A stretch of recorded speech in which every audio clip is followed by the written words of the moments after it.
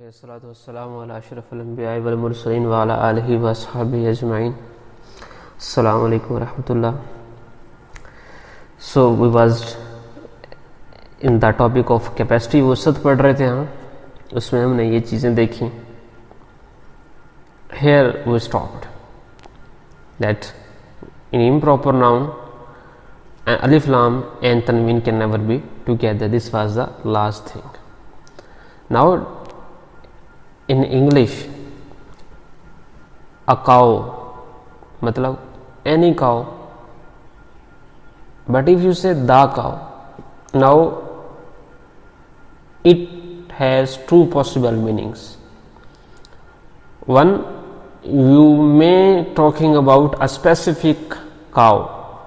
This is one thing, and the second meaning of that "the" is that you are talking about the entire generation of the cow, like all around cows you are talking about. जितनी भी गायें हैं आप उन सब के बारे में कोई बात कर रहे हैं. If I say the cow has 4 legs, now it doesn't mean that there is a specific kind of cow who has 4 legs. No, जितनी भी गायें हैं दुनिया में सबकी 4 टांगें होती हैं. सो दा के 2 मीनिंग होते हैं. इसी तरह when an alif lam is added, there are these 2 meanings. One, specific, and the second, all, पूरा तबका, all group of that specific creation, that specific thing. अब देखते हैं कुछ मिसालें, कुछ एग्जाम्पल्स देखते हैं. फ्लेक्सिबल नाउन में देखते हैं कलमुन, अलिफ लाम एडेड, अल कलमु, अल कलमा, अल कलमी, and so on. You can see all the examples. If I say in गैर मुनसरिफ सेमी फ्लेक्सिबल, तो सेमी फ्लेक्सिबल में हमने एक रूल पढ़ा that it do not possess, it does not accept कसरा जेर, लाइक अकबारू, अकबारा, अकबारा रहता है, अकबारी नहीं बनता. गैर मुनसरिफ है तो ये हालत जर में जेर कबूल नहीं करता. They do not accept कसरा जेर इन हालत जर. ये एक हमने रूल पढ़ा था. And while I taught this, I do remember I left 2 empty spaces. Okay, here is a rule and it has 2 exceptions which we will study. ये मैंने कहा था. तो here is a time to study one of the exception. Yes, when alif lam is added in semi flexible noun, they accept kasra, they accept zeer in हालत jar. हालत jar में भी ये जेर कबूल कर लेते हैं. हालत jar में ये जेर कबूल कर लेते हैं. अकबरू, अल अकबरू, अल अकबरा, अल अकबरी, अल मसाजिदी, अल फुकराई.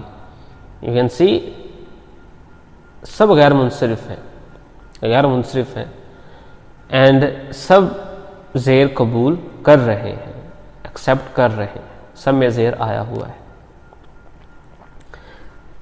रिजिड में देखते हैं अल कुबरा, अल कुबरा, अल कुबरा, thing remain as it is. Now the alif lam we added and we are adding, इनके specific name है. Like alif has a specific name. This alif which we are adding before an improper noun to make it proper, इस alif को क्या कहते हैं? हमज़तुल वस्ल, adjoin hamza, adjoining hamza. What is the difference between alif and hamza? If alif contain any harkat, any harka, any movement like zabar zer pesh, it is called Hamza. So this is called Hamzatul Wasl. And what is its function, its property? We do not read it when it comes after a word, like kitabun, al kitabu, tanween erased, but zalikal kitabu, it is here in writing, but I am not saying zalika al kitabu. We do not read it when it comes after any word. If there is anything before it, so this alif, this Hamzatul Wasl would be there in writing, but it will not read, it will not be pronounced. So zalikal kitab la raiba fi. Now this lam is called defining lam, lam tarif. Even English students are you can say supposed to remember the Arabic words, because it's gonna tough for us if we try to translate everything in English. They are not so tough like lam tarif. We can remember it. So we will try to remember these things. Even those who are learning, who cannot speak Urdu, they are also requested and they are also supposed to remember these names. Lame Tarif, Lame Tarif. Why there is a name of it? Because we are gonna read more than six lam in this course, in this beginning course. Everywhere lam wouldn't have different function and lam have different name definitely. So that's why it's important to know which kind of lam is here. We will be messed up if there would be no name. We do read it and we do not read it. What was the scene in Hamzatul Wasl? We do not read it. But here we do read it and we do not read it. Let's see. When it is Qamarun, Chand, Al Qamaru, what do? I am pronouncing this lam. Al Qamaru, Al Qamaru. I am reading it. But if I say Al Shamsu, no, Ash Shamsu. Lam is there, but I am not reading it. I am not reading it. I am skipping it. Like here it is silence, you can say. यहाँ पे साकिन है, पढ़ा नहीं जा रहा, लिखने में आ रहा, पढ़ने में नहीं आ रहा. We are not reading it, but definitely it would be here in writing. So Al Kitab, just like Al Qamar, again lam is in reading. Now कैसे पता चले कि कौन से कैसे कि कब लाम पढ़ना है, when to read it, when not to read it? There is no specific rule for it.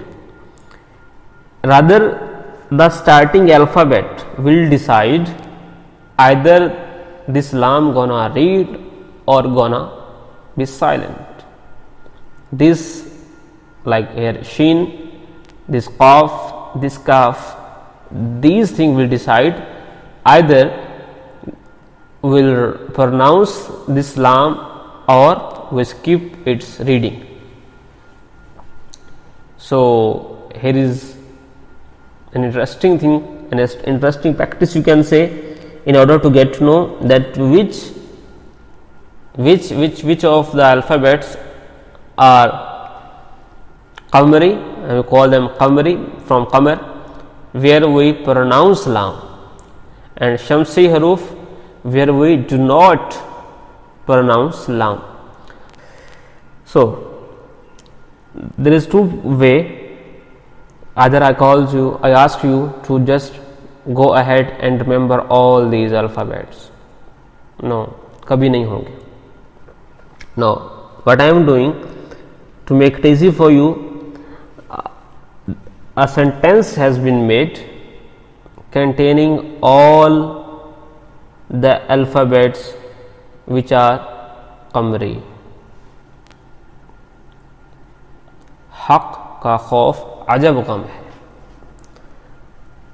इसमें आप देखें जितने भी all the alphabets are in और कमरी, दिस हा, काफ, काफ, अलिफ, खा, वाव, फा, आइन, जीम, बा, गैन, मीम, हा, या, all these are qamri huruf. So if you can remember, and I hope you have remembered this sentence, so easy. हक का खौफ अजब गम है, a meaningful sentence, not hard to remember, memorize. हक का खौफ अजब गम है. So all